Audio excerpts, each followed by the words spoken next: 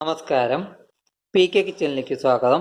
ഇന്ന് നമുക്ക് വെള്ളപ്പത്തിനുള്ള മാവുണ്ടാക്കാം. കുതിർത്ത മട്ടപ്പച്ചരി 2 കപ്പ്, 1 മുറി നാളികേരം, 1 കപ്പ് ചോറ്, ഇത് മൂന്നും കൂടി നമുക്ക് ആദ്യം അരച്ചെടുക്കാം. മാവ് അരച്ച് കഴിഞ്ഞു.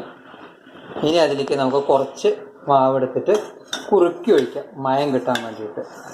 അത് നമ്മൾ അടുപ്പത്ത് വെച്ച് ഒന്ന് കുറുക്കി ഒഴിക്കാം. കുറുക്കി ഒഴിച്ച് കഴിഞ്ഞാൽ നല്ല മയം കിട്ടും. കുറുകി കഴിഞ്ഞു. ഇനി നമുക്കത് ഓഫാക്കാം. എന്നിട്ട് നമ്മുടെ മാവിലേക്ക് ഒഴിച്ച് ഒന്ന് ഇളക്കാം.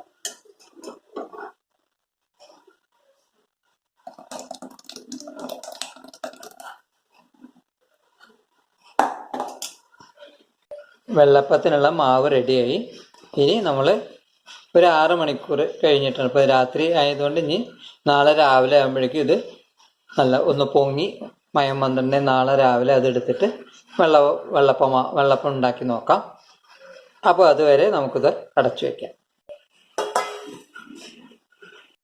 വെള്ളപ്പമാവ് റെഡിയായി. അതിലേക്ക് സ്വല്പം ഉപ്പും സ്വല്പം വെള്ളം കൂടി ചേർത്ത് ഒന്ന് ലൂസാക്കി വെച്ചിട്ടുണ്ട്. ഇനി നമുക്ക് വെള്ളയപ്പം ഉണ്ടാക്കി നോക്കാം. ചട്ടി ചൂടായി. ഇനി മാവ് അതിലേക്ക് ഒഴിക്കുക. വെള്ളപ്പം ഉണ്ടാക്കി നോക്കാം.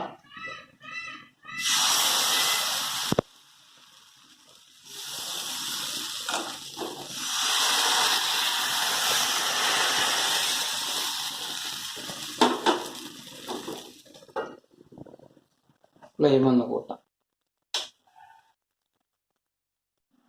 വെള്ളയപ്പം റെഡി ആയിട്ടുണ്ട്. എല്ലാവരും ഉണ്ടാക്കി നോക്കുക. വെള്ളയപ്പത്തിൽ നമ്മൾ ഈസ്റ്റോ മറ്റുള്ള ഒന്നും ചേർത്തിട്ടില്ല.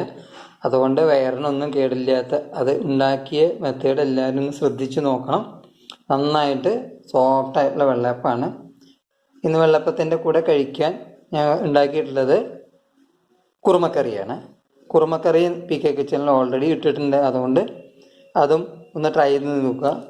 വെള്ളയപ്പത്തിൻ്റെ കൂടെ ഇഷ്ടു കുറുമക്കറി, ചിക്കൻ കറി കഴിക്കണേ ചിക്കൻ കറിയും കൂട്ടി കഴിക്കാം.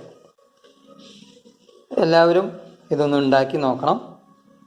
ഷെയർ ചെയ്യണം, സബ്സ്ക്രൈബ് ചെയ്യണം, ബെൽ ബട്ടൺ അമർത്തണം. എങ്കിലാണ് പി കെ കിച്ചണിലൂടെ ഉണ്ടാക്കുന്ന എല്ലാ വീഡിയോസും നിങ്ങൾക്ക് തുടർന്നും കാണുവാനുള്ള സൗകര്യം ഉണ്ടാവുള്ളൂ. Thank you.